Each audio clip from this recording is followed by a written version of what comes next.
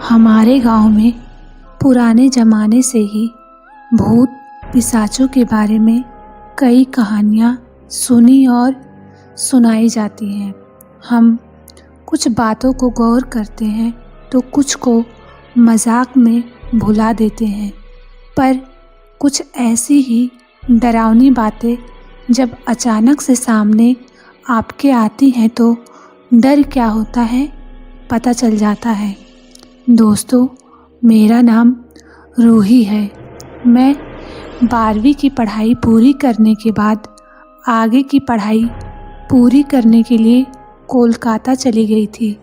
कोलकाता में मेरी एक बेस्ट फ्रेंड भी बन चुकी थी जिसका नाम काजल था। गर्मी की छुट्टी हो गई थी, लेकिन हम दोनों हॉस्टल में स्टडी करने के लिए रुक गए थे।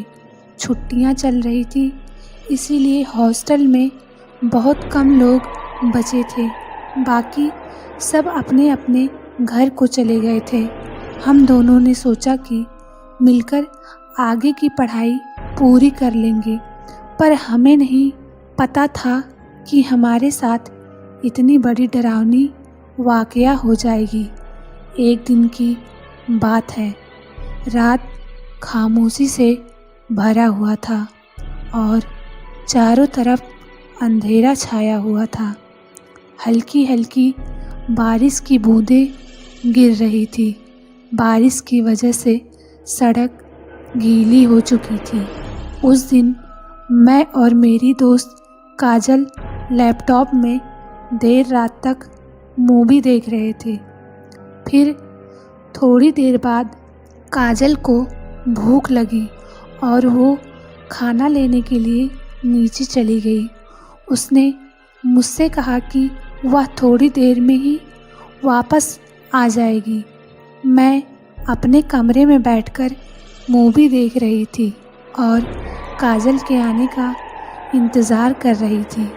आधे घंटे हो गए थे, फिर भी काजल वापस नहीं आई। मैंने सोचा कि वो अपने कमरे में सो गई होगी। काफ़ी रात हो चुकी थी।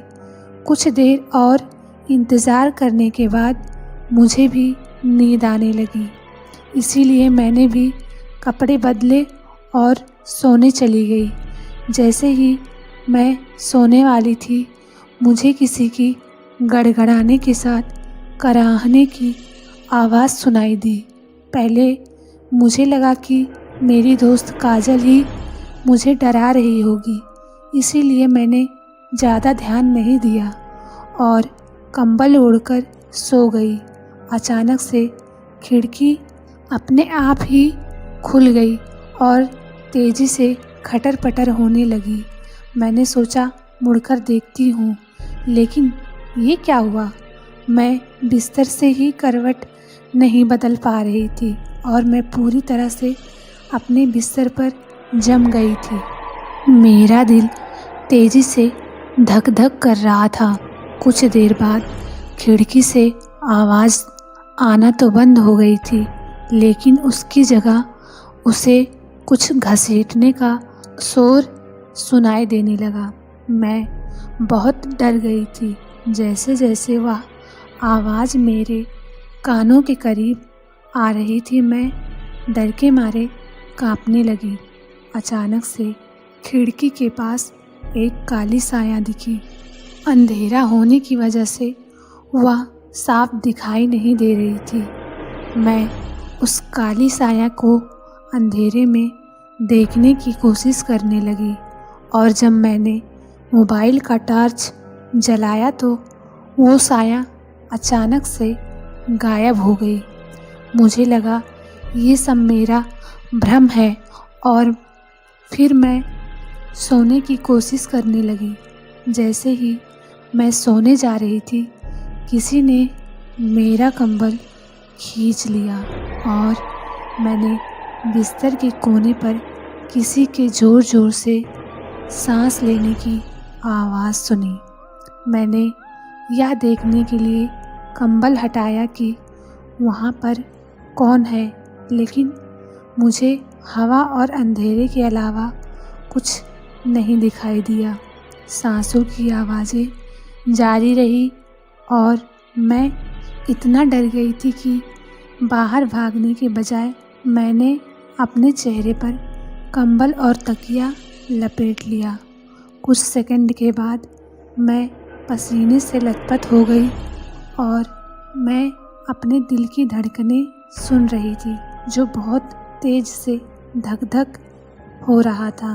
अब आवाज़ें आना बंद हो गई। 15 मिनट बाद मैंने फिर बाहर से भयानक चीखें सुनी, जैसे कोई दर्द से रो रहा हो। यह आवाज़ ऐसा था जैसे किसी को प्रताड़ित किया जा रहा हो या बुरी तरह से घायल कर दिया गया हो। लेकिन मेरे अंदर इतनी हिम्मत भी नहीं थी कि मैं बाहर जाके देख सकूं कि ये आवाज़ें कहाँ से आ रही हैं।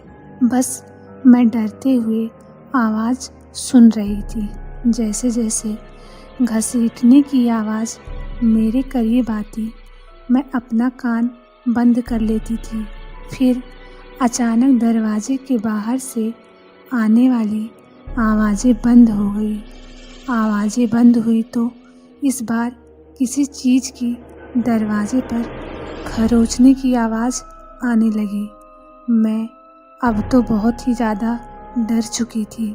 मैं अपने पलंग से उठी और कमरे की अलमारी में जाकर छिप गई।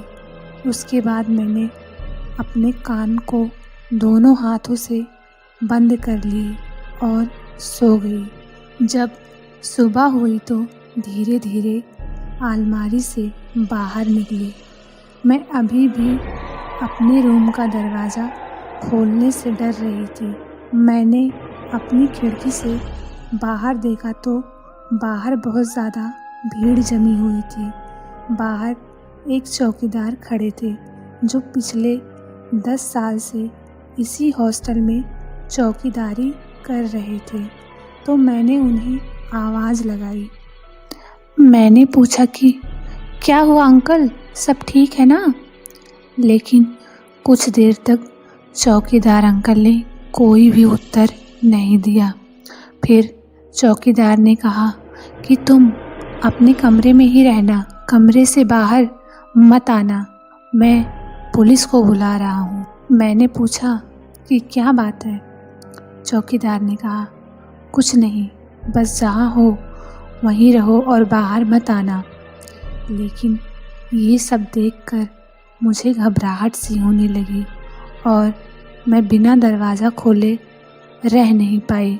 मैंने जैसे ही दरवाज़ा खोला तो मैंने देखा कि चौकीदार मेरे सामने खड़ा है।